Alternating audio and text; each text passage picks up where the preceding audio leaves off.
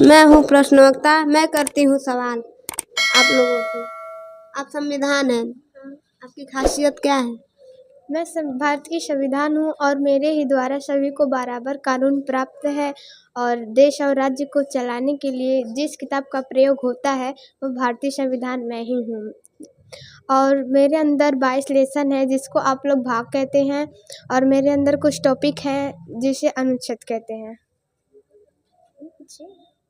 और मैं ही हूँ जो लोगों को समझाती हूँ, राजा का बेटा राजा नहीं बन सकता, चाय बेचने वाला सीएम और मंदिर में रहने वाला पीएम बना दिया। और जो मुझे पढ़ता है वो कभी कमज़ोर नहीं हो सकता। मैं जिसके पास जाती हूँ वो सब कुछ कर सकता है और मेरी बहुत सारी विशेषताएं हैं। मेरी सबसे प्रिय विशेषता है जो सबको प्राप्त है, मूल अधिकार है। मूल अधिकार। तो आप हैं मूल अधिकार। आपकी खासियत क्या है, आपकी विशेषता? मैं मूल अधिकार हूँ। लोग मुझे ही नैसर्गिक अधिकार कहते हैं क्योंकि मैं जन्म से ही सब लोग को प्राप्त हूँ और मैं एक समान रूप से ही सब लोग को प्राप्त होती हूँ, ना कि कोई पढ़ा लिखा हो ना ही कोई अनपढ़ हो। और सब लोग मुझे अपना रक्षा कवच भी मानते हैं क्योंकि मैं सब लोग को एक भारतीय माँ की तरह ही सब लोग की देखभाल करती हूँ। आप लोग को पता है मेरे में 6 भाग रक्षा कवच पाए जाते हैं जो मैं हर भारतीय लोग को प्रदान करती हूँ।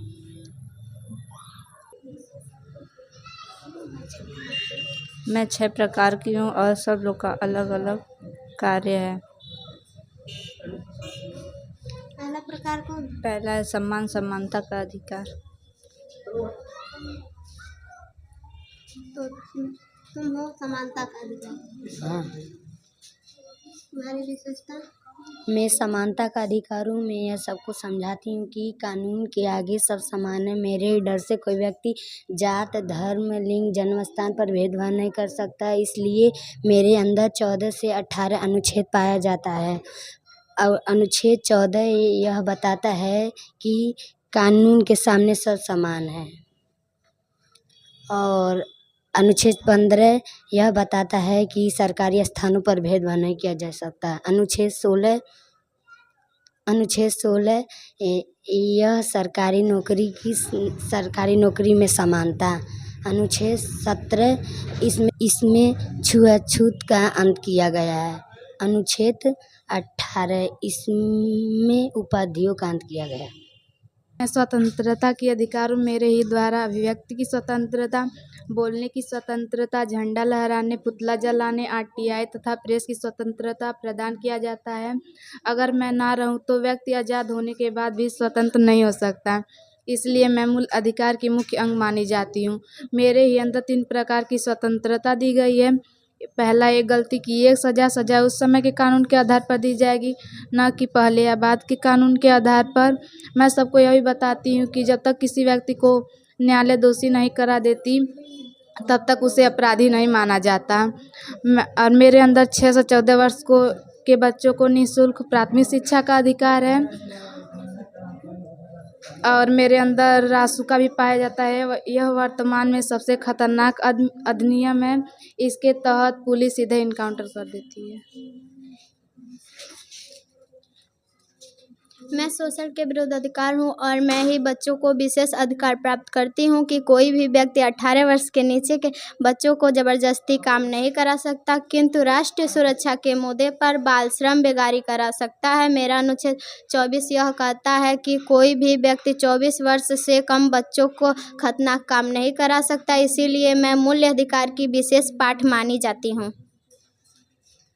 मैं धार्मिक स्वतंत्रता का अधिकार हूँ। अगर मैं ना रहूँ तो सिख, तलवार, मुसलमान, दाढ़ी, हिंदुओं को टिक्की रखने की स्वतंत्रता छीनी जा सकती है। मेरे ही अंदर आर्टिकल 26 है जो यज्ञ हवन सड़क पर नमाज पढ़ने की अनुमति देता। मैं ही कानून को बताती हूँ कि धार्मिक कार्य के लिए रखा धन पर टैक्स नहीं लगता। मेरा ही अनुच्छेद 28 ये बताता है कि सरकारी कार्य के लिए सरकारी धन से चल रहे संस्था में धार्मिक शिक्षा नहीं दी जाएगी। इसलिए मैं भी मूल अधिकार की विशेष अंग हूँ।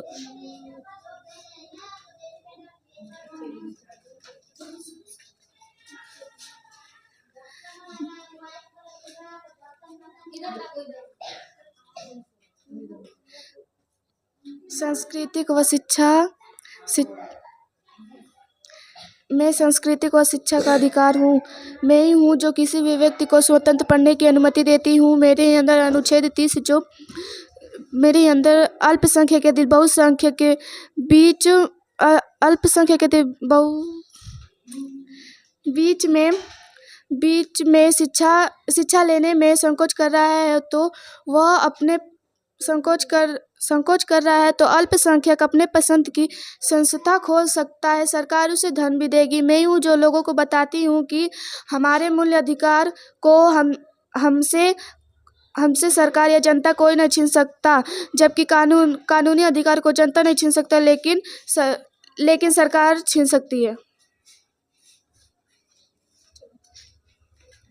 मैं वही मूल अधिकार के अनुच्छेद 32 हूँ जो किसी भी व्यक्ति के मामले को सीधे सुप्रीम कोर्ट जाने की अनुमति देती हूँ। मेरे द्वारा 5 प्रकार की वाचिका एवं रिट प्रदान करती हूँ। मेरी पहली वाचिका बंदी प्रत्यक्षीकरण, जो हाईवेज का पर्स व्यक्ति की सबसे बड़ी रिट है। बंदी बनाने वाले अधिकारी को आदेश देती है कि 24 घंटे के भीतर सशरीर न्यायालय में प्रस्तुत करे। मेरी दूसरी वाचिका परमादेश, जब कोई सरकारी कर्मचारी अच्छे ढंग से काम नहीं करता तो उस पर यह जारी किया जा सकता है। मेरी तीसरी वाचिका अधिकार परीक्षा। मेरी तीसरी वाचिका अधिकार परीक्षता, जब कोई व्यक्ति ऐसे कार्य करने लगे जिसके लिए वह अधिकृत न हो तो उसे रोकने के लिए यह जारी किया जा सकता है।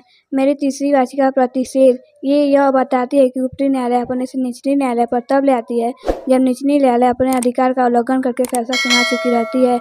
मुझे इस संविधान का आत्मा माना जाता है। मैं मूल अधिकार में विशेष मानी जाती हूँ।